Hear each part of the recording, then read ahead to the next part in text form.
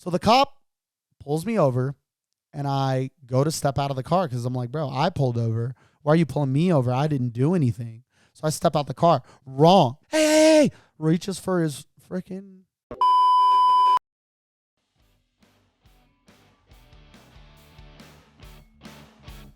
Welcome to the BruKnows podcast. What's going on, guys? As you guys could see, I have now rebuilt my studio a little bit. All right, so I had my dad. My dad owns a painting company. He actually came in here and painted everything that you see around me here. Some of these back walls. I'm actually getting some wallpaper done to hang my signs. So the studio is gonna be changing a little bit. I had my brother in town, so if you haven't seen that podcast, that should be the one right before this. Shout out my brother, man. He's following his dreams of becoming an actor, and he has great self-awareness, which is something that I think is very important. And I have no doubt that he's going to be the biggest thing ever. So shout out my brother for coming through. As you guys can see, Tan boy, went to Hawaii for a week with the wife, Jordan Nicoletti. Yeah.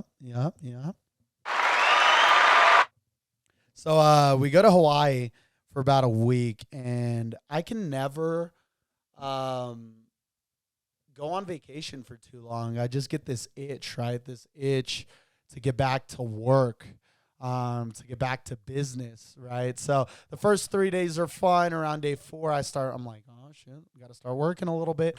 I start working, and then before I know it, vacation's over. We flew Jack Harlow both ways, right? So first class. And that was a blast, man. The seats lay all the way down. You could actually sleep. The first couple of days we stayed up in North Shore, and we basically just relaxed and slept. And North Shore, if you guys don't know, in the island of Oahu, it's actually less populated, right? So it's not crazy busy like Honolulu is.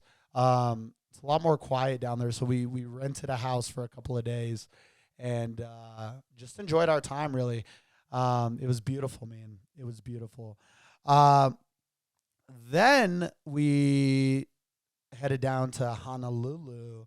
Our last day in North Shore, we actually went to the Jurassic Park tour exhibit thing. And basically, you get to ride around in these UTVs. It was beautiful.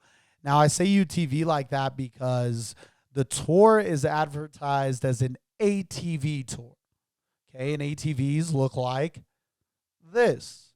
UTVs look like this, right? And so there's the difference, babe, who's been arguing with me why I've been calling it UTVs, because they're UTVs is why I've been calling them that. Let's see. Well, I just made a ton of observations while I was there, although it was beautiful. I've been to Honolulu and Hawaii probably like 12 times. It was my mom's favorite place to go to. And so I know the area, I met up with some friends, all this stuff. But while I was at the hotel, right, there's a lot of people moving around. And so I made a ton of observations that I thought were really interesting. I was catching a workout every day while I was there. Your boy has to stay swole, dude. I got to stay swole.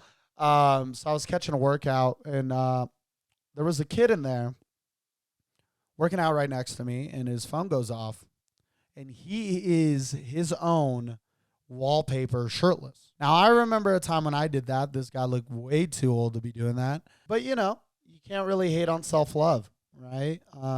So shout out to everybody out there with themselves as a wallpaper. That's some really good confidence. I also got a new pet. It was this pigeon, man, and this pigeon kept landing on our balcony every single day. And maybe it was because there were Cheeto crumbs there, but I'd like to think me and him had a connection, He would get really close. Like really, really, really close.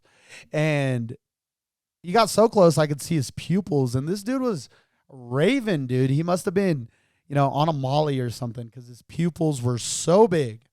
And I used to think, that pigeons or whatever this was, a dove, duck, something. It was a bird. I don't know birds, but this was indeed a bird. Very ballsy. I didn't used to think this, but you guys know the rumors that they're surveillance animals. Yeah, so I was worried for a second because he was catching a lot of, home Nicoletti movies.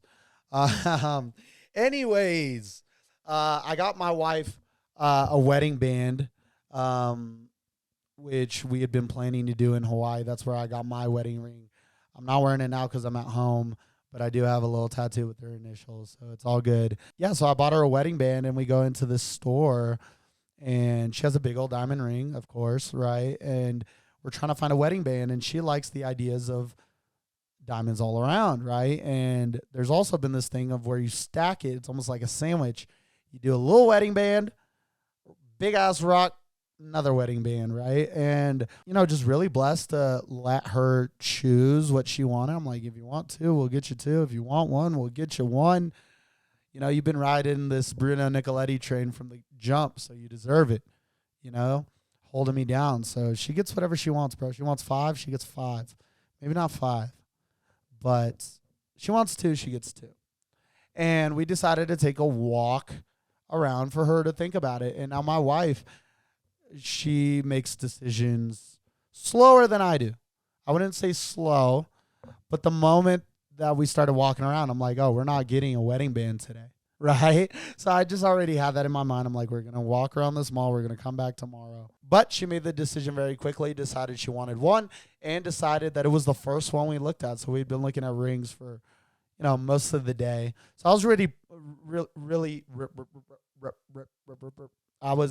proud of her in her decision-making process, right? And maybe not proud because I wish I made slower decisions sometimes, but it was kind of cool. It was kind of cool to see her make that decision. In my life, to be honest, the more important the decision, the quicker I make it. And I don't know why. Maybe it's the pressure of the decision themselves. I just feel like the quicker I make it, the quicker I'll deal with the consequences. So one example of this decision, and this is actually crazy. So Jordan and I had been dating for quite a while, a year up until that point, right? Almost a year. And I hadn't thought of proposing, we were just enjoying our relationship, enjoying dating. And one day we go to look at engagement rings, right? And I'm just trying to get a feel for what she would like if that were in the realm of possibilities, which at the time I wasn't even considering. And then later that day, we actually go back to my house, and she walks over to me, and I just smell sage. And I was just like, huh. And in that moment, I knew I was proposing. And this is how I know she's been a real one, man, because your boy hasn't been, successful until recently, and I don't even find myself successful. It depends on how you measure success. And maybe I was successful at the time. I was starting this internship at a commission-only position where, it took 3 months or so to build your pipeline. And I was starting this business 30 grand in debt from people and clients who had offboarded during my internship. So right off the bat, for me to even eat, I need to make $30,000. And so I'm living off one credit card with a $1,200 balance. This situation with Jordan happens at my parents' house. I'm still living in their basement.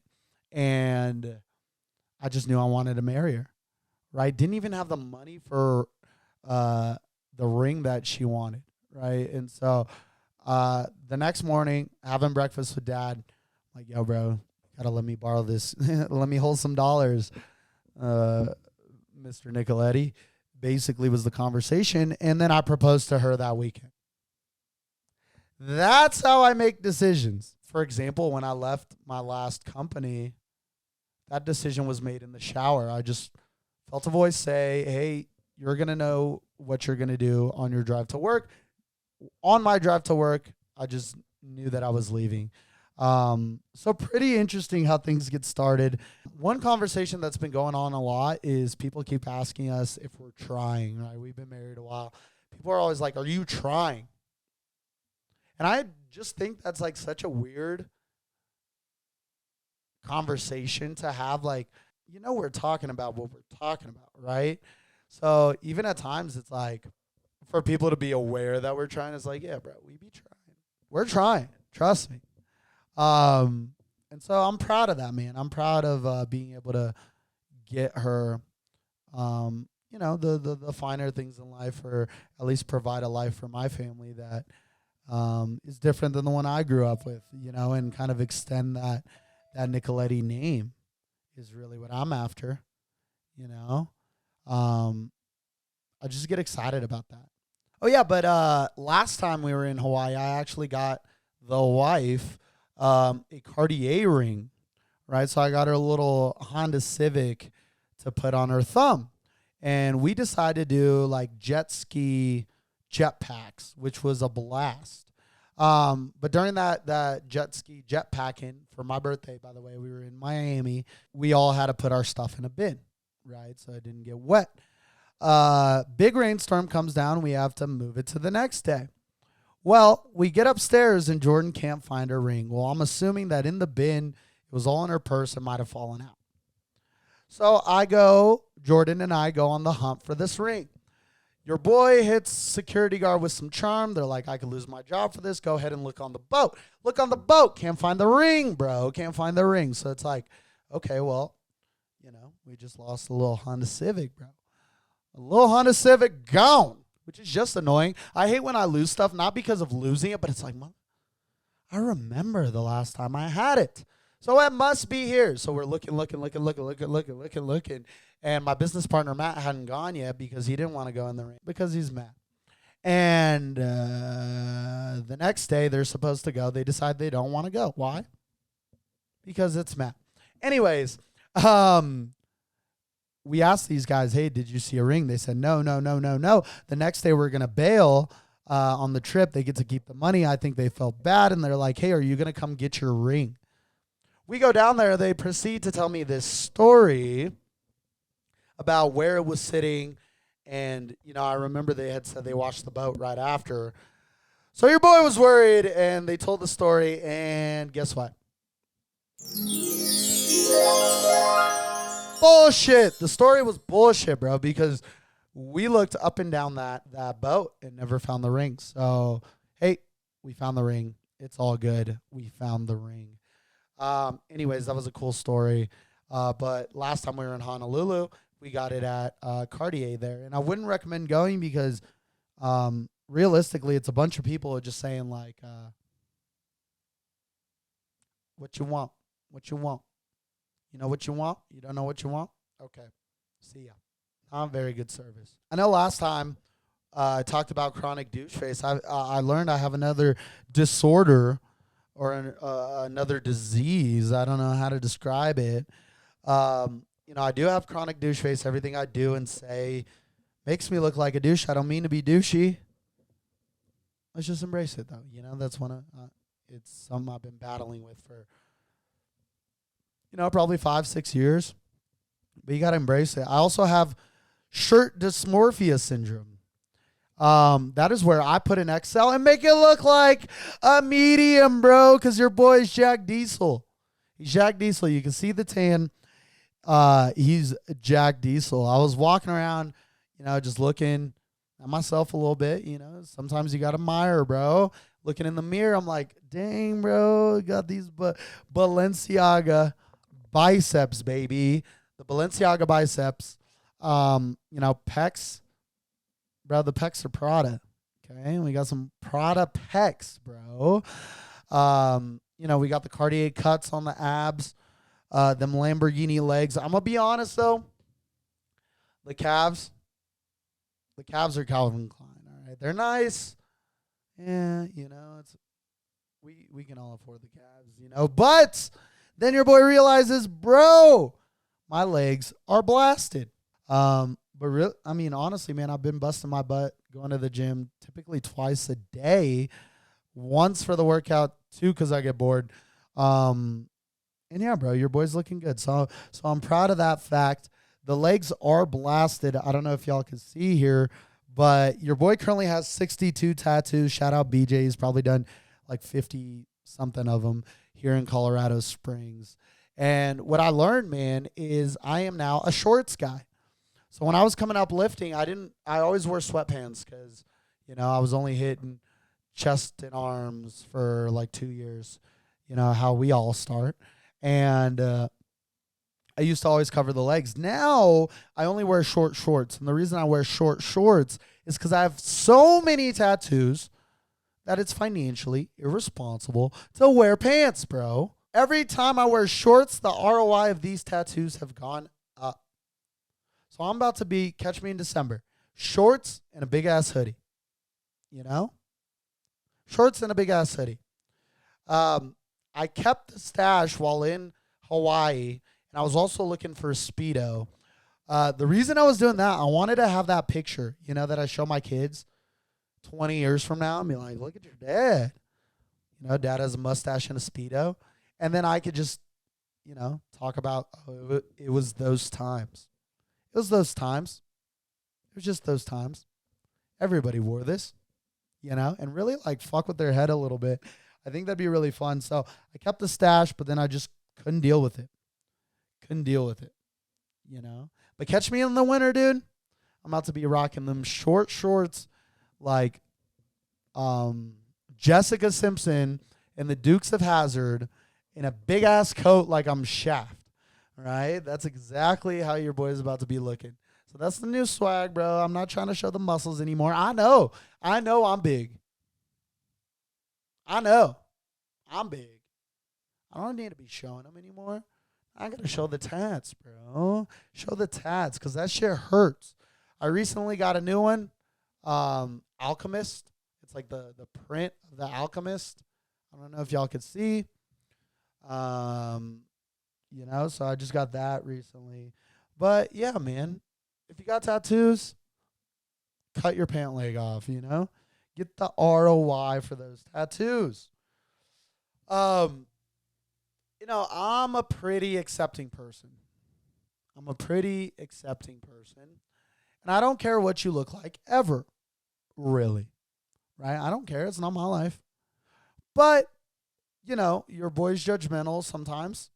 And I don't want to say I don't trust people that are overweight. I get that it's a problem. Or that, they're dealing with some other kind of issues. Maybe it's genetics, whatever. I don't trust anybody who's complaining about being overweight and is overweight. Because stop eating, dude. Work out. It's not rocket science. You do both of those at the same time. Wow. Now don't completely stop eating, but eat less, bro. Less cookies. I eat a lot of cookies, but I also work out. It's a balance. So I'm not saying I don't trust heavy people. I just don't believe what they say. Whatever. I'm not trying to body shame. And I think that we're in a place where it's like, oh, this is beautiful. No, it's unhealthy. It really is. Now, I'm not saying that people can't be beautiful if they're over, but it is unhealthy. It's an unhealthy lifestyle. We shouldn't be promoting it. We shouldn't make people think that being fat is okay because then, it's going to cause health complications in the future. That's my take on it. And if you guys are sitting there saying, Bruno, I'm not judgmental. I don't care about somebody's size. Well, have you ever ridden on a plane and it's you and someone else? There's a third open seat and the plane is filling up and people are walking down the lane and you're like, who's going to sit next to me? I wonder. Please don't be that guy. And when I say please don't be that guy, you could probably imagine who I'm talking about. A person who is just scraping down the aisles, patch of sweat on their head. This is one situation where I think everybody body shames. Right? Like if I got to sit next to a stranger, I hope that it's a very quiet to themselves. Matter of fact, have a mask. Have a mask. I'm not wearing one. Have a mask. Right after we left Hawaii, I had to go on a business trip to Milwaukee. Now, this business trip to Milwaukee was pretty exciting because there's this company. They have an annual meeting there every year, and I know all their hangout spots. Why? Because I'm perceptive, dude, and I've been there before. So basically, I flew out there to the city. It would be way too expensive to market there. But what I did was market in the city where everybody was at. So that was really fun. But on the way back, there's this couple, and they're, making their way up. And it was confusing to me that they didn't have a mask on walking. And the plane is full, didn't have a mask on. Sat down, put a mask on. You just walked past everybody. Oh, you didn't need a mask? It's really his fault. But the guy was really rude. And I hate when people are rude for no reason because it brings out that wrestler. Like, bro, I hope you know I can fuck you up. That's a cool skill to have. Being an All-American wrestler, for the most part, I'm fucking up 99.9% of people unless I run into maybe a UFC fighter, Sometimes I'm like, can you not tell by like how I present myself that I could fuck you up? Yeah, dude, but you know what? It's okay to have the opinion of like, yo, that's unhealthy, my guy. So if you got somebody that's like, oh, I love my body, that's cool. Do you really love your body though? Or is change just too hard? And that's a question only for you. And if you can answer it and say, I really love my body, then do you? Do you either way? Because I don't care. But do you? Now, don't complain to people, I don't love my body, and then show them your habits of you turning a pizza into a burrito and eating it in one bite. You know what I'm saying? Dude, coolest thing happened when I flew to Milwaukee. So I rented a Corvette Stingray, and the guy met up with me, and I picked it up at the airport when I landed. Right when I get off the highway, boom, pulled over.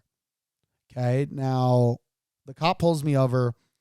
I was already pulling over because the guy who rented me the car left the wallet in the car. Anyways, I also had these fake $100 bills, which is how I was going to market my company that weekend.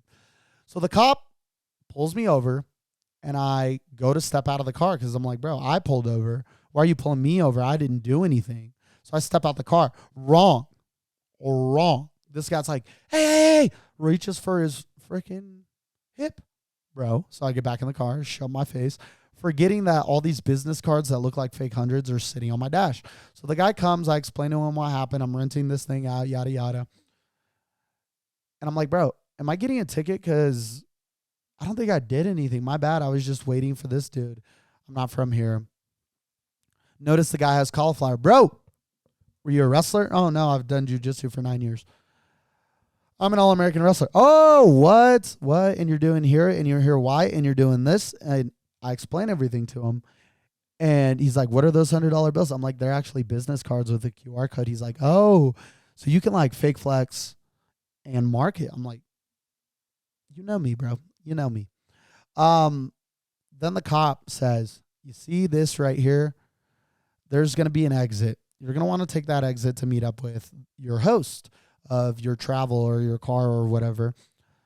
But you see these cones, and he was kind of hinting at me. You see these cones, that lane's gonna end really quickly. So what I need you to do, Bruno, is I need you to gas this thing as fast as you can till the next exit.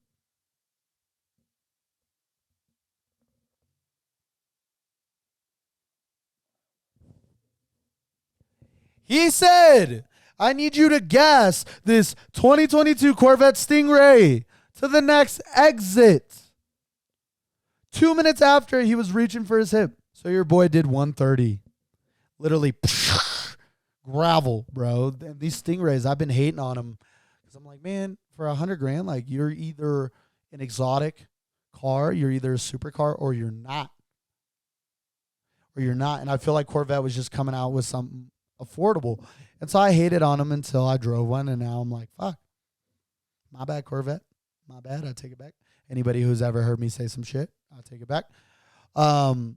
It's so fast, bro, that it like loses handling right when you take off. So very cool trip. I said 121 meetings in one day while having bottle service at a club, hosting financial advisors. It was sick. It was sick, and we'll probably have a video about it soon. I brought out a videographer named Brian Emig, works with some of the biggest people in YouTube. So shout out Brian for helping me, man. A couple more things, waiting for the flight home. There's this girl, and she just wants to talk very loud about nothing. And she starts a conversation with an old lady. And the girl proceeds to tell her how hard her life has been, how she's gotten let go and all this stuff and yada, yada. But then the lady brings up California. And this girl happens to know about wine. So the lady brings up like Sacramento. Oh, yeah, my daughter lives in Sacramento. This girl proceeds to turn that conversation loudly into wine. Okay. Why? I don't know. Like, have you ever been having a conversation with somebody and they take one thing of what you said and steer that convo? Like, oh, you said California? Vineyards 200 miles away from where you said. I've been to those. People say this about wine, and then she proceeds to talk about some wine conflict in the 70s. How did we get here? For your benefit. And great, you know a lot about wine. Like she was on Broadway, bro. Hello, my baby. Hello, my darling. Hello, my whiny gal.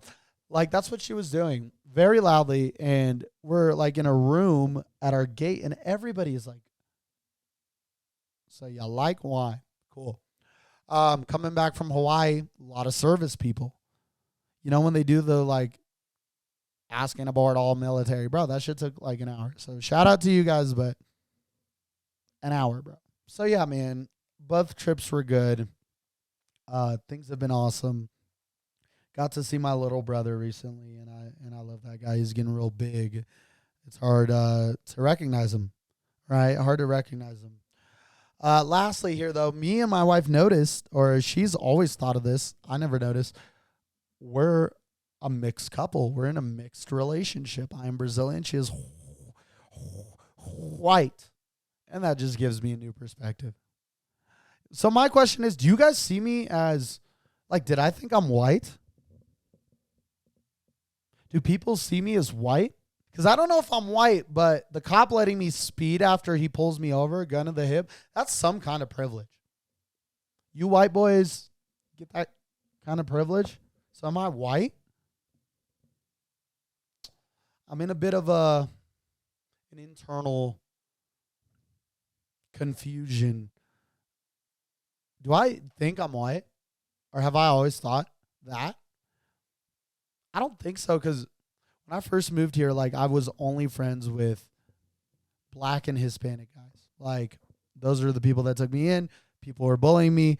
A lot of black dudes stood up for me at, like, recess when I was getting picked on, and those were my dogs. And even the wife sometimes is like, quit acting. You're not hard. I think we're confused about who the we're talking. Bro, I'm about that life. Being hard is just being about what you're about. So I'm just about me, bro. So don't start with me because I'm about that life. But your boy will also beat you in ping pong. I'm about that life. I'm about that ping pong life. Work out twice a day. I'm about that life, bro. Bills paid. About that life. Wife wants one ring. I'm about that life. She wants two. I'm about that life, bro.